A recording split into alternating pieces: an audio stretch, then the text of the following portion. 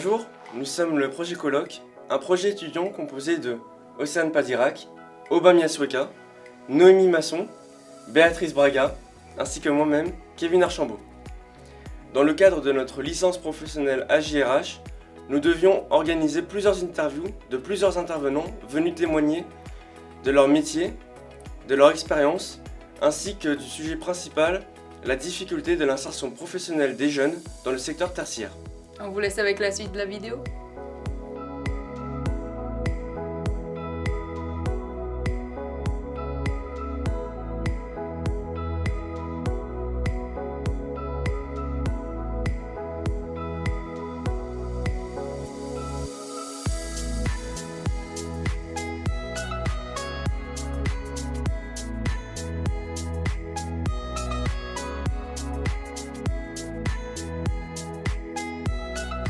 Locale, c'est une structure qui est en charge de l'accompagnement des jeunes de 16 à 25 ans. Pour faire simple, des jeunes qui sont plus scolarisés. Et le travail général d'une mission locale, c'est d'accompagner les jeunes dans leur autonomie.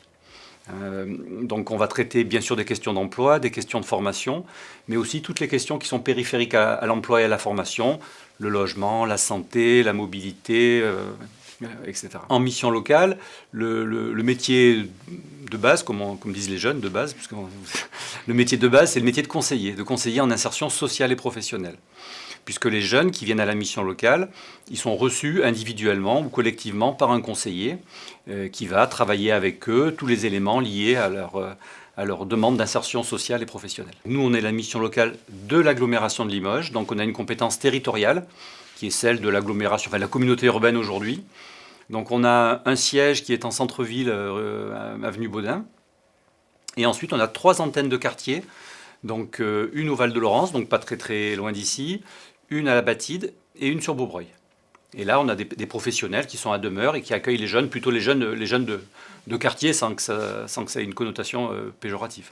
Donc l'idée, c'est d'être au plus près des territoires et des jeunes qui habitent sur ces territoires. Nous, on est plutôt une grosse mission locale. Alors, il n'y a pas de fierté à être une grosse mission locale ou une petite mission locale, puisque c'est toujours en fonction du territoire. Donc, il y a à peu près 55 salariés à la mission locale. Donc, on est une structure quand même relativement importante. Et ensuite, dans nos missions, donc on a une mission générale qui est une mission d'accompagnement de la jeunesse. Dans le cadre de nos missions, on met en place des mesures gouvernementales. Jusqu'à présent, la mesure phare, alors on en parle presque au passé parce que ça va s'arrêter, c'est la garantie jeune. Et il y a un nouveau contrat qui va se mettre en place qui s'appelle le contrat d'engagement jeune. Donc ça fait partie des mesures prises par le gouvernement en faveur de la jeunesse. Voilà. Donc nous, on est à la fois un acteur local, mais on met aussi en œuvre des politiques gouvernementales. On fait partie de ce qu'on appelle le service public de l'emploi, avec Pôle emploi. Donc Pôle emploi, c'est tout public. Les missions locales, c'est pour les jeunes. Voilà. Il y a aussi une structure qui s'occupe des personnes en situation de handicap. Voilà. Donc ça s'appelle le service public de l'emploi. Mais la mission locale, c'est avant tout un lieu qui est dédié aux jeunes, qui est pour les jeunes, qui est consacré aux jeunes, parce que la jeunesse, c'est l'avenir de nos territoires. Hein. Je suis Florence Ronchqueux, déléguée territoriale formation emploi pour la région Nouvelle-Aquitaine. Donc moi j'interviens au sein d'un pôle qui s'appelle le pôle formation emploi au sein de la direction de l'action territoriale, puisque notre action en fait elle se situe sur le terrain, puisque l'idée c'est d'accompagner les organismes de formation à déployer l'offre de formation régionale, puisque en tant que région on a la compétence formation et donc à ce titre en fait on finance des organismes de formation. Ces organismes de formation répondent à nos appels d'offres, donc des marchés de formation, pour pouvoir former des demandeurs d'emploi qui ont besoin d'une qualification pour accéder à un emploi sur le territoire.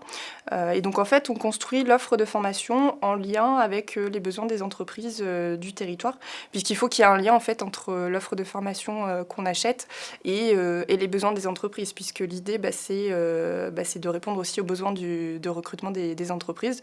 Donc c'est pour ça qu'on peut les solliciter à travers les APCO, les branches professionnelles. C'est vrai que nous, en plus, au niveau de la région, on a des collègues qui travaillent sur les contrats régionaux de filière, justement pour travailler avec tous ces acteurs au niveau régional, pour avoir vraiment une vision d'ensemble sur les besoins de formation du territoire. Et puis, nous, au niveau de la direction de l'action territoriale, en fait, on a On a plus une action de proximité avec les acteurs de terrain. Et à ce titre, c'est vrai qu'on travaille beaucoup avec les prescripteurs. Alors, les prescripteurs, en fait, c'est les personnes qui accompagnent les personnes en recherche d'emploi. Donc, c'est par exemple les missions locales. Ça va être aussi Pôle emploi, Cap emploi, le conseil départemental. Et puis on tend à la région à élargir en fait les prescripteurs qui accompagnent les publics et qui peuvent les positionner sur l'offre de formation région.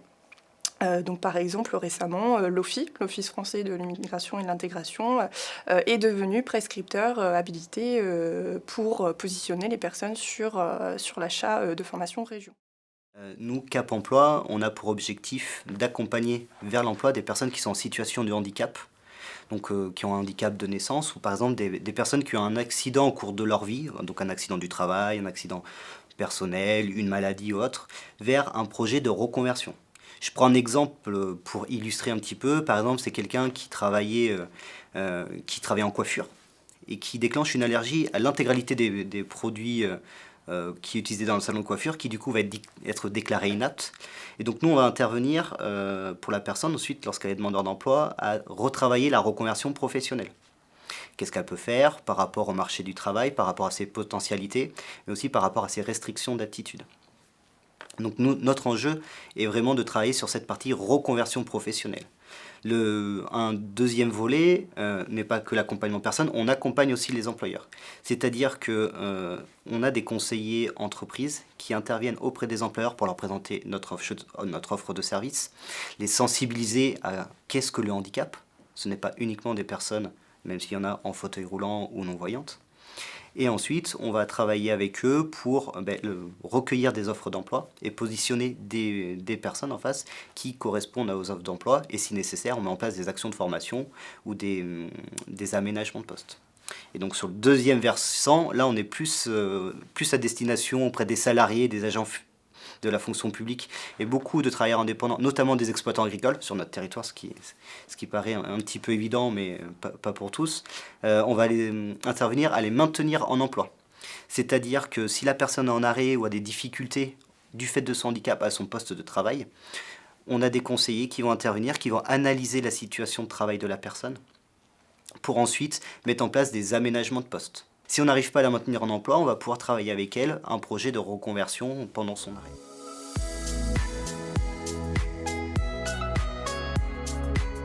Études de droit, je suis juriste de formation, voilà. Ça fait une dizaine d'années que je suis directeur de la mission locale de l'agglomération de Limoges.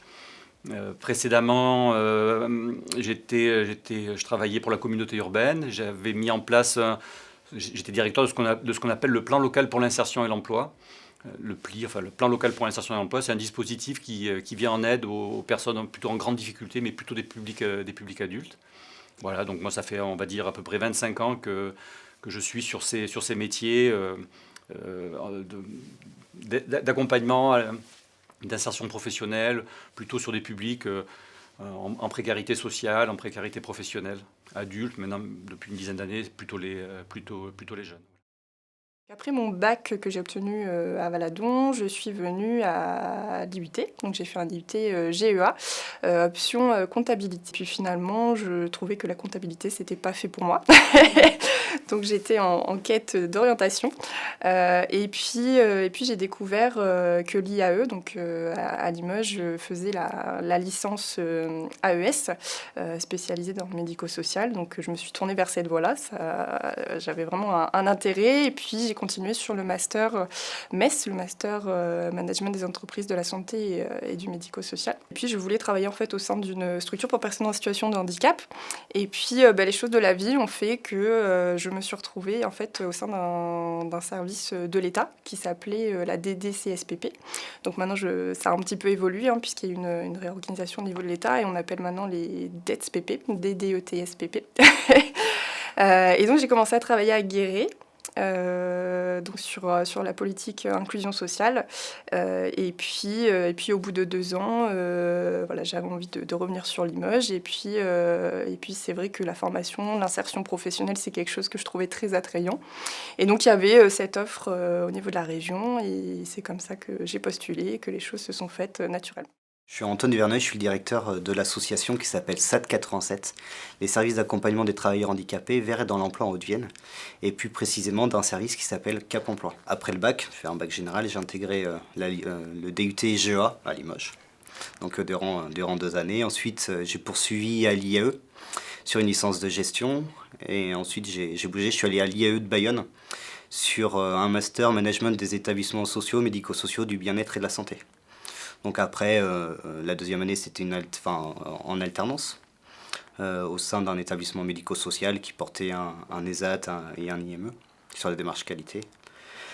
Et par la suite, et grâce à des petits boulots d'été, ce que je faisais aussi en parallèle de l'animation, j'ai trouvé un poste en Auvergne, à La Bourboule, dans une maison d'enfants à caractère sanitaire, pour des enfants en fait, qui venaient faire des cures thermales, qui étaient un peu sur le même principe d'hospitalisation pendant 3 semaines pour leur cure. Donc j'ai eu ma première année d'expérience là-bas, en tant que chef de service éducatif.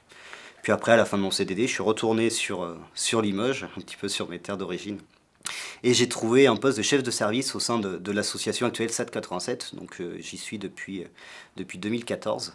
Et au bout de 5 ans, ensuite, l'opportunité s'est présentée d'être directeur de la même association. Donc j'ai été promu à ce poste-là.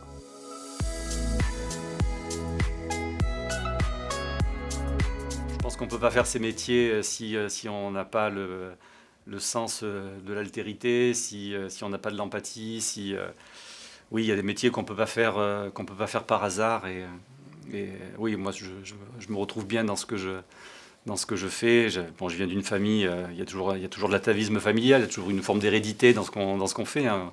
On ne s'en rend pas toujours compte quand on est jeune, mais voilà, j'avais une maman enseignante, j'avais un papa qui travaillait dans la fonction publique aussi, donc voilà, ça s'est mis en place un petit peu naturellement. Ouais. Et je crois que c'est important de redonner un peu le pouvoir aux jeunes, et puis c'est important que les jeunes le prennent aussi, ce pouvoir. Et tous les jeunes, pas forcément les jeunes qui ont la chance et le talent de faire des études, parce que voilà, demain, ce sont plus prioritairement les gens qui ont fait des études qui seront sur des postes à responsabilité, même si ne pas faire d'études, ça veut surtout dire qu'on n'est pas scolaire, hein, quand on ne fait pas d'études.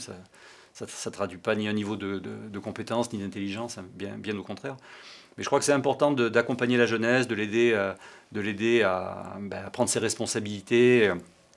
Et c'est vrai que l'avenir de nos territoires, c'est vous, hein, c'est l'avenir de Limoges, de sa communauté urbaine, c'est les jeunes du territoire. Donc c'est important que vous puissiez vous former, et puis c'est important que vous puissiez rester, enfin si vous le souhaitez, parce qu'après vous aurez toujours la possibilité de partir.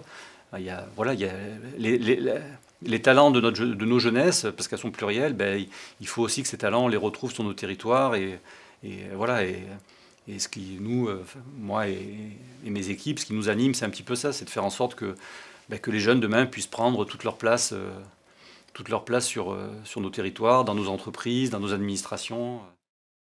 Oui, parce qu'en fait, on découvre de nouvelles choses tous les jours. On parle à des acteurs très différents. Enfin, c'est très, très enrichissant, puisqu'on rencontre vraiment beaucoup de partenaires. Et puis, on sait que l'objectif, c'est bien l'insertion professionnelle des personnes. Donc, je me sens utile dans le sens où, par mon travail, je sais qu'il y a des personnes qui accèdent à de la formation et qui accèdent à un emploi derrière.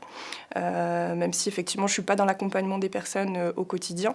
Je suis un petit peu en back-office, on va dire, avec toute l'équipe de la région, hein, parce que c'est vrai que c'est dense, hein, au niveau de la région. Le pôle formation emploi regroupe beaucoup de directions. Donc voilà, c'est collectivement qu'on arrive à mener tout ça.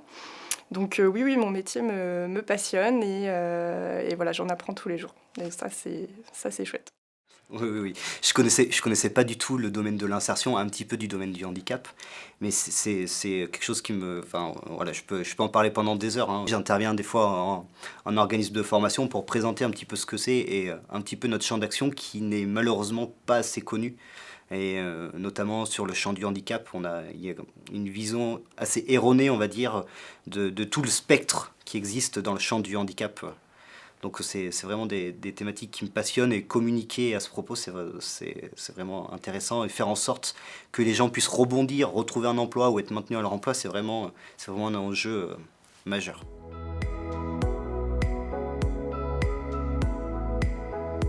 C'est vrai que le secteur tertiaire, c'est le secteur qui concentre le plus d'emplois sur notre territoire. Voilà. Alors après, le secteur tertiaire, il est incroyablement vaste, hein, parce que ça va de l'administration au commerce, aux services aux personnes, aux services aux entreprises. Enfin voilà, donc le secteur tertiaire, c'est un secteur qui est extrêmement vaste. Donc c'est vrai qu'il faut le regarder de façon un petit peu précise. Voilà, dans l'aide aux personnes, le service d'aide aux personnes. On sait qu'il y a des pénuries de recrutement, il y a des difficultés à recruter sur ces secteurs-là, alors que sur d'autres, c'est un petit peu plus facile. Quoique, en ce moment, on est sur une situation un petit peu singulière où il y a effectivement quasiment toutes les entreprises ont des difficultés à recruter, ou en tous les cas, si ce ne sont pas des difficultés récurrentes, ce sont en tous les cas des difficultés conjoncturelles.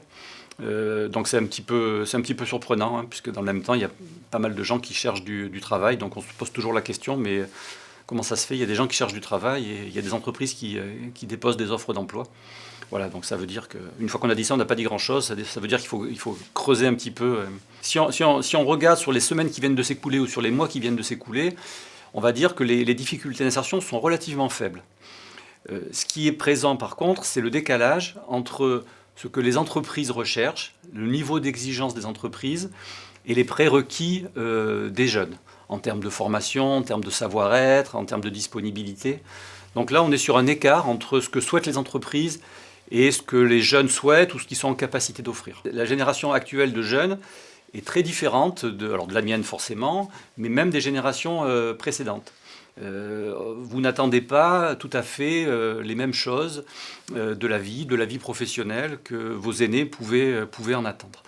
Vous êtes une génération qui est plus dans l'instantanéité, dans le moment présent. Vous êtes sur les réseaux sociaux, vous surfez, vous passez de l'un à l'autre, vous avez besoin de réponses immédiates, vous n'avez pas forcément besoin de vous projeter à très long terme.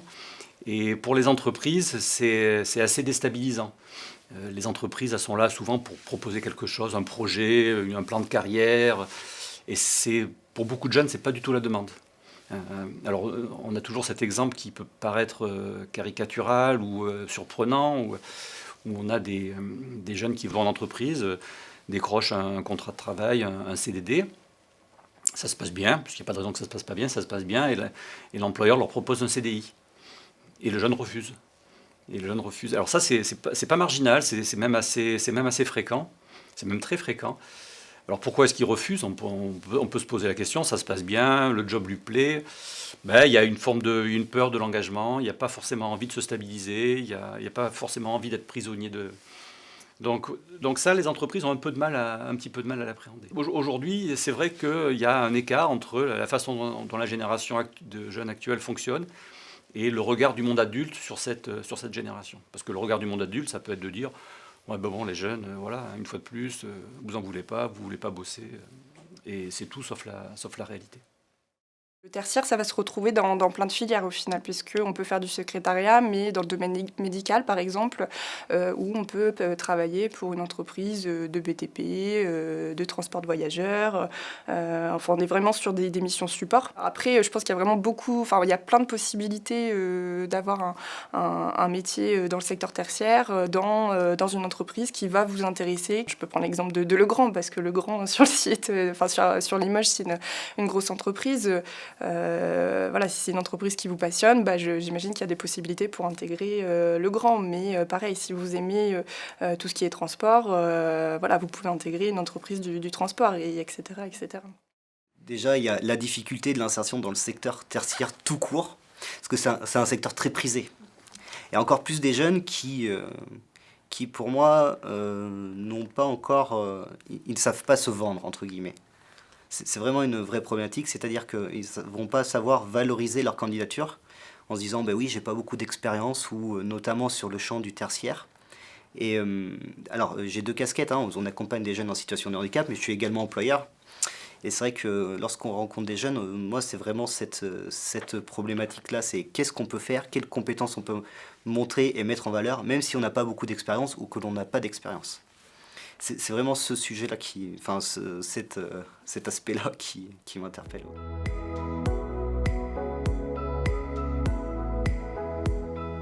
Facile, je ne sais pas. En tout cas, il y a beaucoup de facilitateurs. Puisque c'est vrai qu'il y a beaucoup d'actions qui sont organisées collectivement par le service public de l'emploi, notamment la mission locale, qui a vraiment un accompagnement spécifique des jeunes. C'est vrai qu'il y a beaucoup de dispositifs comme la garantie jeune, ou notamment l'État, je pense que vous en avez entendu parler récemment, avec le plan Un jeune, une solution. Enfin, c'est vrai qu'il y a beaucoup de communication qui est faite autour de ça. Après, il faut savoir aussi que nous, au niveau de la région, on a créé une nouvelle direction qui s'appelle la direction de l'orientation, en lien avec la nouvelle compétence sur l'information à l'orientation.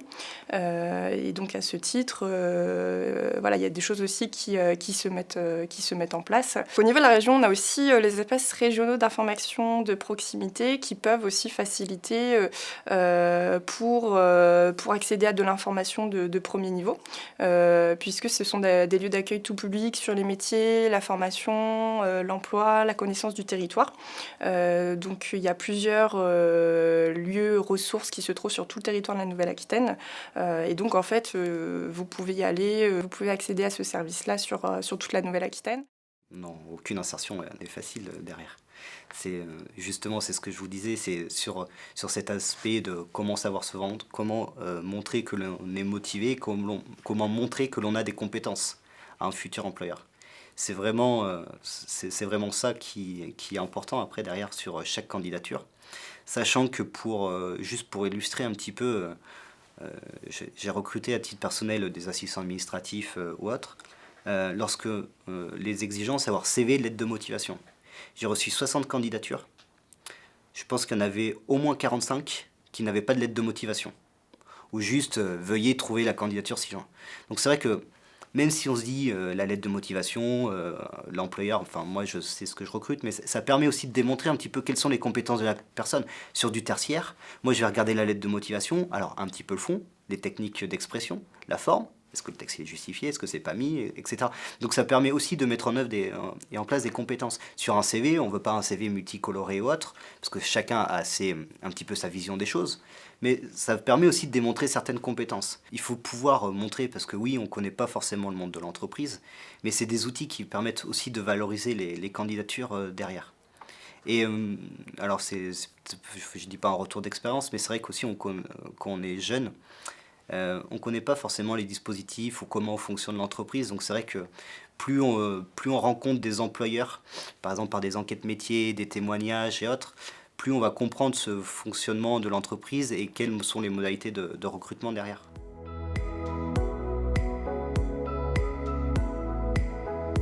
Chaque année, il y a environ 1500 nouveaux jeunes qui s'inscrivent pour la première fois en mission locale, qui viennent pour la première fois en mission locale.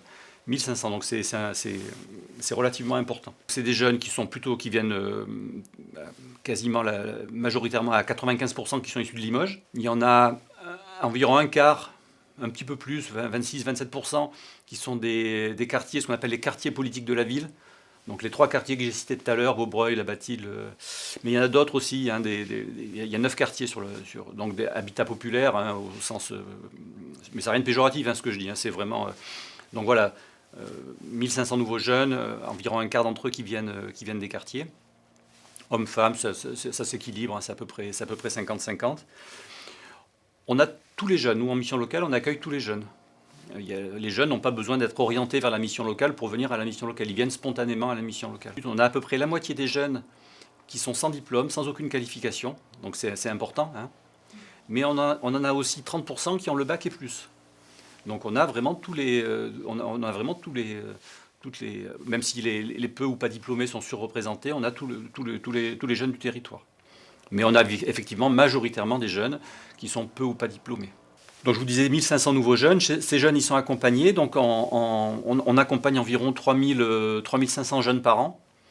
Et ce qu'on appelle l'accompagnement renforcé, donc des jeunes qu'on voit qu'on voit 2 à 3 fois par mois, donc dans ce qu'on appelle un accompagnement renforcé. On a à peu près 2300 jeunes qui sont dans cette catégorie-là. Voilà, donc ça fait une très grosse activité, une très grosse activité. En tout cas, sur les actions de formation financées par la région, et je parle sur toute la Nouvelle-Aquitaine, en 2021, en fait, il y a 15 539 jeunes de moins de 30 ans qui sont rentrés sur nos dispositifs de formation, et 11 520 de moins de 25 ans.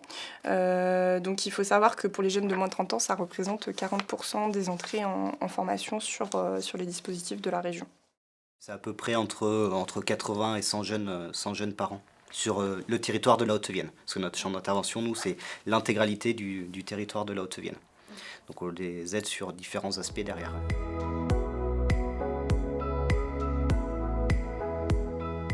Le partenariat, ça reste l'essence même de nos activités d'accompagnement. Donc on a différents types de partenariats. On a des partenariats, parce que les jeunes, on les accompagne à la fois sur l'emploi, à la fois sur la formation, mais aussi sur des problématiques purement sociales. Donc on a un partenariat entreprise qui est très fort. Donc on travaille avec de très nombreuses entreprises. On collecte de l'offre d'emploi. L'an dernier, on a dû collecter environ 2500 offres d'emploi. Ce sont donc les entreprises qui viennent vers nous, ou nous qui allons vers elles, et elles nous font part de leurs besoins de recrutement. Donc le partenariat entreprise, il est vraiment très important.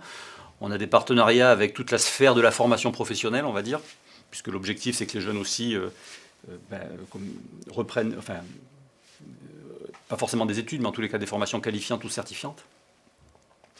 Donc là, on va retrouver des organismes comme l'AFPA, par exemple, sur la formation professionnelle, et puis tous les organismes de formation qui sont conventionnés par la région ou par Pôle emploi. Donc nous, on fait partie de ce qu'on appelle le service public de l'emploi, je vous le disais tout à l'heure. Donc on a un gros partenariat avec Pôle emploi, on travaille beaucoup avec Pôle emploi, puisque les jeunes peuvent aller aussi à Pôle emploi. Mais tous les jeunes ne sont pas inscrits à Pôle emploi. Nous, à la mission locale, plus de la moitié des jeunes qu'on accompagne ne sont pas inscrits à Pôle emploi. Et puis après, on a des partenariats avec, on va dire plutôt la sphère sociale, donc des partenariats dans le cadre du logement, avec notamment les bailleurs sociaux, des partenariats avec les travailleurs sociaux du département. On a des partenariats un petit peu spécifiques, puisque nous, à la mission locale, on a ce qu'on appelle un conseiller, un référent justice, puisqu'on accompagne aussi les jeunes qui ont fait des petites bêtises, là, ou des plus grosses bêtises, mais plus on va dire des petites, et qui sont ce qu'on appelle sous main de justice, en fait. Donc des jeunes qui sont suivis par des structures comme la PJJ, la protection judiciaire de la jeunesse, ou le SPIP, hein, qui est un service d'insertion et de probation. Donc là, ils sont majeurs, ceux-là. Donc voilà, donc les jeunes ont eu des difficultés ont fait des bêtises, donc ils ont été condamnés à quelque chose, et nous, on les accompagne pour les aider à se réinsérer professionnellement. Et on intervient aussi en maison d'arrêt. Il y a une maison d'arrêt à Limoges, on intervient en maison d'arrêt pour accompagner les jeunes sur la sortie de prison. Voilà. Donc ça, c'est un travail un peu spécifique, mais ça concerne peut-être 150 ou 200 jeunes quand même, donc c'est pas rien. Donc on a aussi ce type de partenariat un petit peu spécifique, puis après des partenariats dans le champ culturel, dans le champ associatif, puisque les jeunes, on les accompagne aussi sur les loisirs, hein. On demande aussi aux jeunes de faire du sport, de faire des activités culturelles, même si depuis 2 ans c'est un peu compliqué. Voilà, ça c'est tout le travail de la mission locale. Nous, notre approche, alors oui, on a des entreprises partenaires, bien évidemment. Notre approche, ça va vraiment de proposer un accompagnement personnalisé. On ne va pas recevoir le jeune de la même façon quoi qu'il arrive. C'est-à-dire qu'on va vraiment faire un état des lieux de sa situation à l'instant T, où il en est, sur l'intégralité des dimensions, que ce soit sociale, l'expérience professionnelle, du point de vue de son handicap, où il en est, quelles connaissances il en a, et après, où il veut aller, qu'est-ce qu'il a besoin. Et donc après, on mobilise ce qu'on appelle les dispositifs de droit commun, comme vous avez de la région par exemple, mais aussi des dispositifs un petit peu plus spécifiques qui vont nous permettre d'avoir des expertises par rapport à leur situation de handicap ou sur des projets, sur leurs projets professionnels qui sont financés notamment par la GFIP. Donc nous, cet aspect-là, on va ensuite déterminer si la personne a besoin d'un projet de formation ou à la recherche d'emploi. On va pouvoir l'accompagner vers un contrat en alternance, l'apprentissage ou le contrat pro, et ensuite aménager si nécessaire les postes de travail. Donc c'est vrai qu'on va vraiment travailler de façon personnalisée, individualiser le projet professionnel du jeune que l'on accompagne au quotidien.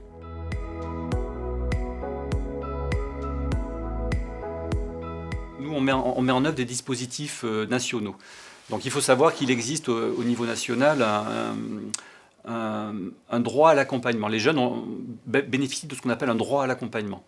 Donc ce droit à l'accompagnement, c'est nous qui le mettons en œuvre et il est contractualisé. Globalement, nous on s'engage à accompagner le jeune et le jeune s'engage à se mobiliser, à être accompagné, à chercher du travail, à chercher à solutionner les problématiques qu'il peut rencontrer.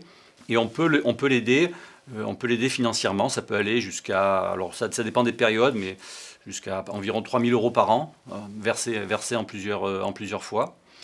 Le jeune peut aussi bénéficier d'aides qui sont versées par le département, ce qu'on appelle le fonds d'aide aux jeunes. Donc ça, c'est le département qui les verse, mais c'est nous qui les prescrivons. Et puis après, dans certains dispositifs, comme la garantie jeune dont je vous parlais tout à l'heure, et demain dans le contrat d'engagement jeune, le jeune, en contrepartie de son engagement, il va bénéficier d'une allocation qui est d'environ 500 € par mois.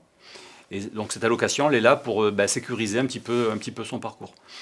Donc vous voyez, l'an dernier, dans le cadre de la garantie jeune, on a accompagné pratiquement 700 jeunes. Donc ces 700 jeunes bénéficiaient chaque mois d'une allocation de 500 €. Sauf si ils avaient arrêté de se mobiliser, s'ils étaient juste venus prendre cette allocation, ce qui arrive, mais ce qui est rare. Donc il y a toujours un pouvoir de sanction, entre guillemets, si le jeune ne joue pas le jeu et s'il ne fait pas les démarches nécessaires pour solutionner sa recherche d'emploi. Donc oui, on verse des allocations. Ouais. Ces allocations ne sont là que pour sécuriser le parcours du jeune. C'est pas une finalité, c'est pas une fin en soi. C'est pas un revenu d'assistance. On en a une spécifique qui est l'aide au permis de conduire. Je ne sais pas si vous l'avez vu, c'est vrai qu'il y a quand même pas mal de communication sur le sujet. Alors pour vous renseigner, vous pouvez aller sur le site jeune-nouvelle-aquitaine.fr, puis vous tapez aide au permis dans la barre de recherche et vous trouverez toutes les infos qui y sont liées. Voilà, faut savoir quand même qu'il y a des critères pour accéder à cette aide au permis. Autrement, on a d'autres aides, mais qui ne sont pas forcément que pour les jeunes, qui sont vraiment pour tous les publics qui rentrent sur nos actions de formation région. Donc à savoir, on a en fait un fonds social formation. Ce fonds social formation permet aux personnes qui sont soit stagiaires de la formation professionnelle, soit apprentis, soit les personnes qui sont sur des actions de formation sanitaire et sociale. En fait, cette aide, si jamais la personne, elle est en formation, je ne sais pas, depuis 1 mois, admettons, et puis elle fait tous les jours 40 km pour venir se former. Et puis un jour, sa voiture elle tombe en panne. Et puis elle n'a pas les moyens financiers pour la réparer. En fait, elle peut faire la demande auprès de la région pour activer cette aide. Et dans ces cas-là, ça peut lui permettre de faire les réparations de sa voiture. Parce que l'idée, c'est vraiment de sécuriser les parcours des personnes et de pouvoir les accompagner financièrement si jamais il y a une difficulté pour poursuivre la formation. En ce même sens, on a aussi une aide qui s'appelle le Fonds d'aide à la mobilité vers l'emploi, qui en fait est une aide pour les sortants de stagiaires de la formation professionnelle, donc, ou apprentis, ou les personnes qui sont allées sur une action de formation sanitaire et sociale, et qui par exemple trouvent un emploi à 100 km de leur domicile, qui aurait un double loyer par exemple.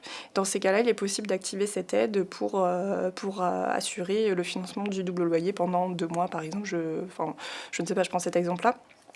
Mais pareil, il y a encore il y a des conditions de ressources, il y a des conditions de kilométrage. Il faut aller sur le site des aides de la région pour voir quelles sont ces aides et quelles sont les conditions. Il faut savoir aussi que les personnes, quand elles rentrent sur les actions de formation région, elles ont le statut de stagiaire de formation professionnelle continue.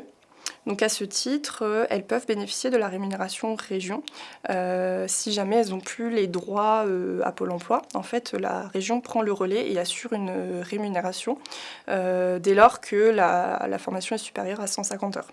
Donc ça permet quand même de sécuriser le parcours. Ça apporte un pécule financier sur le mois. Alors sur des aides, on va dire, spécifiques, nous, on n'attribue pas en tant que tel des aides, c'est-à-dire qu'on mobilise par exemple des aides de la GFIP, mais pour les jeunes, des aides individuelles, il n'y en a pas. Par contre, il y a d'autres typologies d'aides qui existent spécifiques, par exemple sur l'alternance. il y a une majoration et des aides qui viennent de l'AGFIP ou, pour ceux qui sont dans la fonction publique, ça s'appelle le FIPHFP, pour inciter l'employeur à recruter un jeune ou un moins jeune lors d'un contrat d'alternance, qu'il soit pro ou d'apprentissage. Il y a des différentes aides spécifiques après s'il y a des besoins d'aménagement. Ça peut être des aides au trajet pour des personnes qui n'ont aucun moyen de locomotion et pour lesquelles il n'existe aucun transport en commun. Cela peut être des aides, ce qu'on appelle des aides au parcours, c'est-à-dire que ça va permettre aux jeunes d'avoir une petite aide individuelle pour son premier mois de contrat. Voilà, pour justement mettre l'essence, par exemple, dans la voiture, on connaît bien à l'heure actuelle. Donc il existe un panel d'aides, mais qui ne sont pas, à part celles que je viens de vous citer en dernier, qui ne sont pas directement pour le jeune, mais ça peut être surtout pour les employeurs.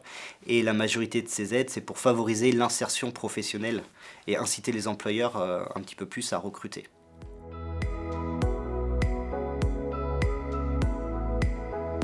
Ce qu'on essaye de faire en mission locale et ce qu'on arrive à faire, c'est du sur-mesure, du cousu main. Voilà, on part du principe que les jeunes, ils sont tous dans des situations différentes, ils ont tous des problématiques différentes, et donc l'idée, c'est toujours d'apporter une réponse personnalisée aux jeunes, de permettre aux jeunes de cheminer, d'être acteur de son insertion professionnelle, de son parcours. Ce qui est important dans le travail qu'on fait, c'est notre capacité à écouter le jeune et à entendre un petit peu ce qu'il a à nous dire sur ses aspirations, sur ce qu'il veut faire. Vous êtes une génération qui déstabilise beaucoup le monde des adultes, parce que le monde des adultes, il aime quand un jeune a un projet. Voilà, ça rassure tout le monde. Il faut que un jeune qui n'a pas de projet, il n'y a rien de plus terrible qu'un jeune qui vient en mission locale. Tu veux faire quoi? Je sais pas. Alors ça c'est terrible. Non, mais c'est normal pourtant. Donc le monde adulte, il demande aux jeunes d'avoir des projets. C'est un peu la tyrannie du projet. Donc les jeunes, ils sont pas fous. Ils en ont des projets. Ils nous en trouvent. Pourquoi on leur fiche la paix? Mais donc ça, il faut arriver à en sortir un petit peu. Il faut être capable d'écouter les jeunes et de comprendre un petit peu ce qu'ils souhaitent vraiment. Et arrêter un petit peu avec ces projets qui ne font que rassurer les adultes, mais qui règlent rien. Après, nous, ce sur quoi on met toujours l'accent, c'est, quand c'est possible, c'est sur la formation. La formation, ça reste la pierre angulaire d'une vie professionnelle réussie. Alors c'est la formation initiale, mais c'est la formation tout au long de la vie, puisque on peut continuer à se former tout en travaillant.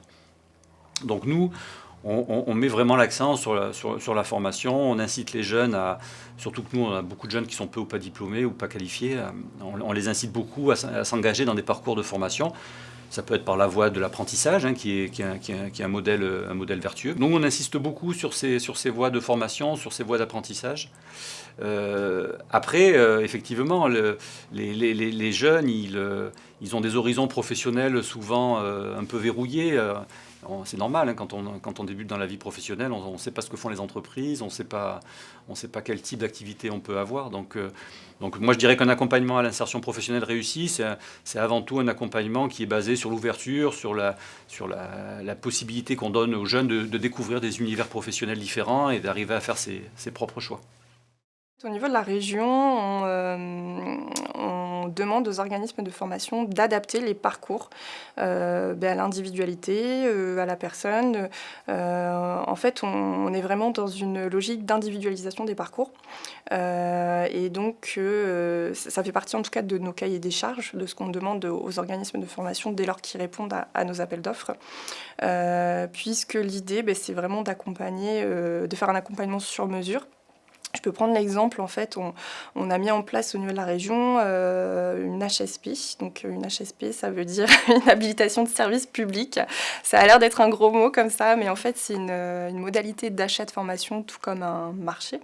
Et ça permet d'assurer une juste compensation financière. C'est-à-dire qu'1 euro dépensé par l'OF est égal à 1 euro compensé. Et donc, dans le cadre de cette habilitation de service public, les parcours sont vraiment adaptés, faits sur mesure.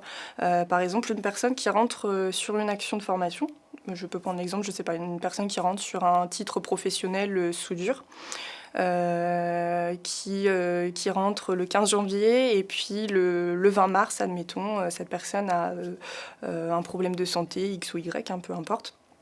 Donc elle peut prendre le temps de se soigner. Ça peut prendre par exemple 2 mois. Et dans ces cas-là, l'organisme de formation en fait, est tenu de lui garder sa place pour quand elle revient ou quand elle est en capacité de reprendre la formation. Alors ça peut pas aller au-delà de 6 mois, mais en tout cas, voilà, si la personne au bout de 2 mois, elle est en capacité de revenir, que sa santé s'est améliorée, elle peut revenir sur la formation. Alors soit tout de suite parce que l'organisme de formation peut le proposer, soit un petit peu plus tard au regard des débuts des prochaines actions de formation. C'est vrai qu'on est toujours dans l'expérimentation, dans l'innovation, enfin, c'est vraiment des choses qui est souhaité. Il est aussi possible d'envisager de nouvelles actions de formation expérimentales. Voilà, il y a des choses qui sont tout à fait possibles, alors sur des modes de financement différents, mais en tout cas, voilà, on peut réfléchir collectivement avec tous les partenaires du territoire, du service public de l'emploi, pour créer de nouvelles choses.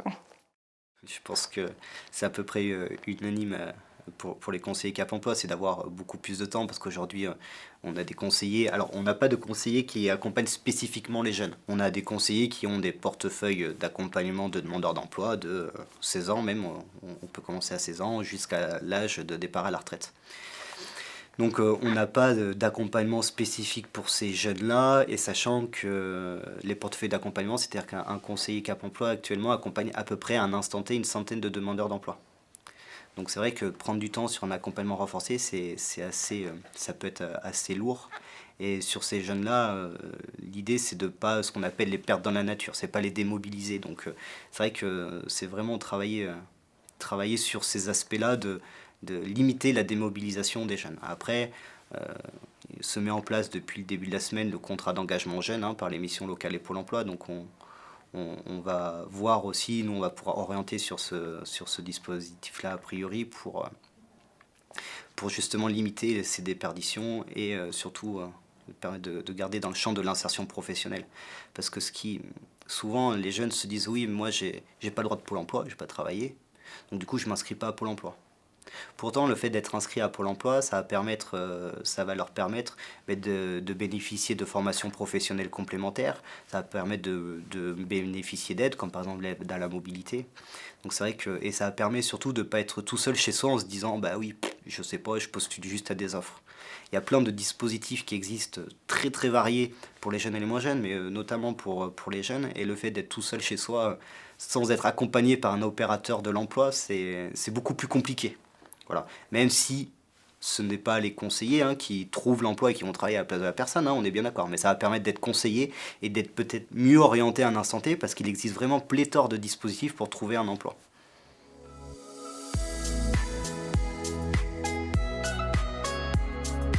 Alors, tous les jours on en a, non mais c'est super, oui, heureusement. Et c'est pour les professionnels sans doute la plus grande des satisfactions que d'avoir accompagné un jeune et qui derrière s'est réalisé professionnellement, a réussi à atteindre ses objectifs, à faire le job qu'il avait envie de faire, oui. Donc ça, oui, on a beaucoup de parcours inspirants, on va dire. On s'est mis depuis l'an dernier à prendre des jeunes en contrat d'apprentissage. Donc les jeunes sont en alternance, préparent le métier de conseiller en insertion professionnelle. Donc la formation se fait à l'AFPA. Et donc on a des jeunes alternants qui demain seront des professionnels en CDI à la mission locale. Oui, on a plein d'exemples comme ça. Je peux vous en citer qu'un, mais oui, sur un jeune qu'on avait en accompagnement, il a commencé par ce qu'on appelle un contrat aidé par l'État de plusieurs années sur un poste de chargé de mission. Ensuite, ce contrat aidé s'est terminé. Il a été recruté par une autre entreprise en tant que responsable de service. Et là, maintenant, il est responsable commercial de cette entreprise. Donc, en 7-8 ans, il est passé de chargé de mission à responsable de l'entreprise avec un poste qui lui permet de respecter ses restrictions d'aptitude aussi. Sur les 800 que l'on a pu accompagner à peu près sur l'année 2021, on a vu qu'il y en avait à peu près une quarantaine qui avaient pu bénéficier d'un contrat de travail durant l'année. Alors certes, ça peut être un petit, mais moi je crois que, notamment par le biais de l'intérim, ça peut être intéressant, mais je crois que même les petits contrats de travail, c'est positif pour chaque personne. Je pense que dans la vie, donner des conseils aux autres, c'est rarement une bonne idée. Dans nos métiers, on nous apprend à avoir une posture professionnelle qui s'appelle le tenir conseil. Donc tenir conseil, c'est pas donner des conseils. C'est être en capacité d'accompagner le jeune pour qu'il puisse s'approprier sa vie, son chemin. Et donc le travail qu'on fait en mission locale, c'est vraiment un travail d'accompagnement des jeunes pour faire en sorte que le jeune se responsabilise, ait ses propres choix, prenne ses propres décisions. Et nous, on est là, on est à côté, on ne fait pas à sa place. En fait, des fois, si, parce que des fois, il faut faire à la place. Mais voilà, le tenir conseil, plutôt que de donner conseil, nous, on tient conseil. Et tenir conseil, c'est placer le jeune au cœur de ce qu'il va mettre en œuvre pour lui. Mais ce qu'il faut se dire, c'est qu'effectivement, c'est le diplôme qui protège le mieux et qui favorise l'accès à l'emploi de façon la plus efficace. Alors, il n'y a pas que ça. Aujourd'hui, les employeurs, les recruteurs, ils vont vous recruter, parce que vous avez un diplôme, mais c'est pas pour ça qu'on va vous recruter. On va vous recruter parce que vous avez envie, parce que vous savez communiquer, parce que on va avoir le sentiment que vous êtes capable de travailler en équipe, parce que vous avez des idées, parce que vous voulez faire bouger les choses. On recrute toujours autour de ces questions-là. Bien sûr, le diplôme, il le faut, mais on va vous recruter parce que le recrutement, c'est une rencontre, en fait. Vous savez, on entend souvent parler des difficultés de recrutement dans certains secteurs. L'hôtellerie, la restauration, voilà. Mais pas que, l'aide aux personnes. Le recrutement, ça reste une rencontre entre un jeune ou un moins jeune et un employeur qui propose une offre d'emploi. Et il faut trouver un équilibre entre ce qui est proposé et ce qui peut être apporté. Donc, faut pas. Il y a souvent un débat public. Il y a encore 5 millions de Français qui cherchent du travail et il y a des tas d'offres d'emploi qui ne sont pas pourvues. Comment ça se fait? Oui, mais c'est pas si simple que ça. C'est un peu comme dans votre vie personnelle. Vous avez des amis, vous avez des rencontres amoureuses. On se choisit aussi dans la vie. Le boulot, c'est pareil. On se choisit et il faut que chacun apporte des éléments qui vont faire que ça va matcher. Mais au bout de la pyramide, quand on n'a pas de diplôme, c'est quand même beaucoup plus compliqué. Ouais. Je pense qu'il faut commencer par définir ses priorités. Est-ce que vous voulez prioriser le secteur géographique ou plutôt les missions ? Est-ce que vous êtes mobile, pas mobile ? Il faut définir ses priorités. Et puis, c'est important d'aller voir un petit peu ce qui se passe, d'aller éventuellement taper à la porte d'une entreprise qui vous intéresse, aller voir la mission locale parce qu'ils sont pleins de bons conseils, aller à Pôle emploi, ou peu importe, vraiment avoir des ressources de proximité, s'intégrer dans des réseaux, pourquoi pas faire des immersions dans des entreprises.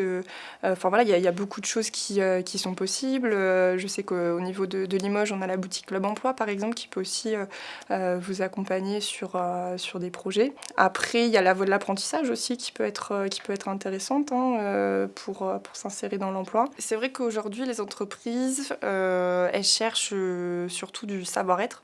Enfin, en tout cas, c'est ce que j'entends régulièrement dans toutes les réunions que je peux faire et à écouter les partenaires. Donc, c'est vrai que si il n'y a pas la formation qui existe dans le droit commun, les entreprises sont prêtes à former en interne. C'est vrai que nous, au niveau de la région, par exemple, on a un appel à projet qui s'appelle AFEST, donc Action de formation en situation de travail, et qui permet de pouvoir former les personnes directement au sein de l'entreprise avec un tuteur, puisqu'il faut que ce soit quand même quelque chose d'accompagné. Et avec cette idée de pouvoir embaucher la personne derrière. Parfois, il y a une échelle salariale. Par exemple, on peut accéder à un emploi dans la restauration ou dans l'aide à domicile, mais c'est vrai que si on a un diplôme, l'échelle salariale ne sera pas la même que si on n'a pas le diplôme.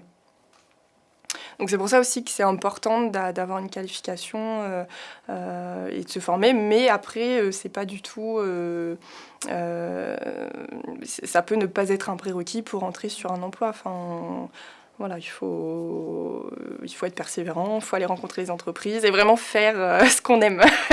Parce qu'il faut se lever tous les matins et voilà, il faut vraiment faire ce qu'on aime. Il y a aussi la possibilité de rentrer dans la fonction publique. Donc il y a des concours qui sont organisés pour entrer dans la fonction publique. Donc il faut aussi se renseigner, voilà, si c'est quelque chose qui vous intéresse. Enfin voilà, il ne faut pas hésiter à se renseigner sur le sujet et à passer des concours parce que ça peut aussi vous permettre de rentrer au sein de la fonction publique.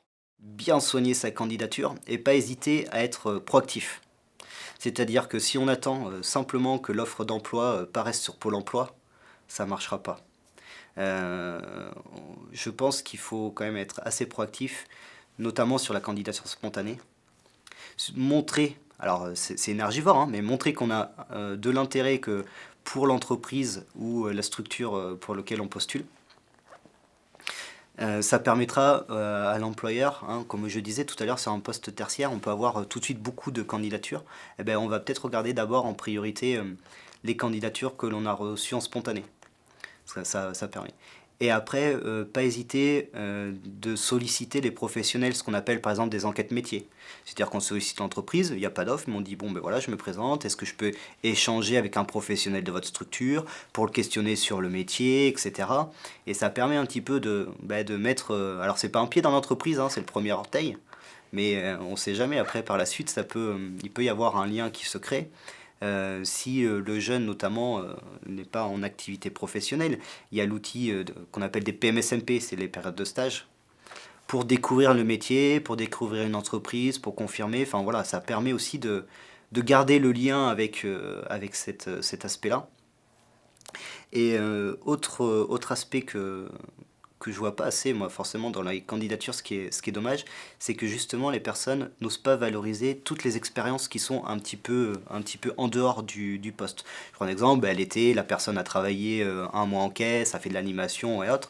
Des fois, ces expériences sont pas valorisées dans les CV, et je trouve que c'est important.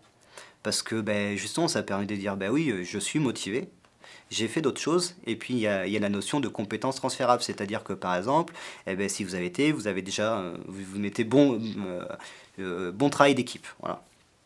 Le fait d'avoir déjà été dans une équipe, même sur un mois, ça vous montre votre capacité d'adaptation, votre capacité d'intégration ou autre. Et c'est vrai que de ne pas mettre ces expériences, on se dit, la personne a vraiment rien fait. Et qu'on est, et vraiment, je pense que même si on cherche le CDI, le Graal, comme ce qui est totalement légitime, et que les mois avant, je pense qu'il faut quand même regarder l'option B et la pousser à fond. Je pense qu'il faut vraiment être proactif. En fait, être aujourd'hui demandeur d'emploi, rechercher un emploi, c'est pas uniquement regarder de temps en temps les offres, c'est vraiment d'être proactif. Et nous, ce qu'on a pu constater, c'est que les personnes les plus proactives, ça a payé. Alors c'est pas facile, c'est pour ça qu'il faut être un petit peu accompagné, mais il faut vraiment pas hésiter de montrer et de se différencier. Voilà, comme on dit, c'est un peu le jeu de l'offre et la demande. Quand on a une offre qui a beaucoup de demandes, il faut savoir se différencier. C'est pas uniquement les diplômes, c'est pas uniquement, parce qu'à compétence égale, pas uniquement l'expérience, des fois la motivation, et on rencontre de plus en plus d'employeurs partenaires qui disent oui, les soft skills qui sont importantes, qui sont recherchées, je pense que c'est cet aspect-là. Ouais.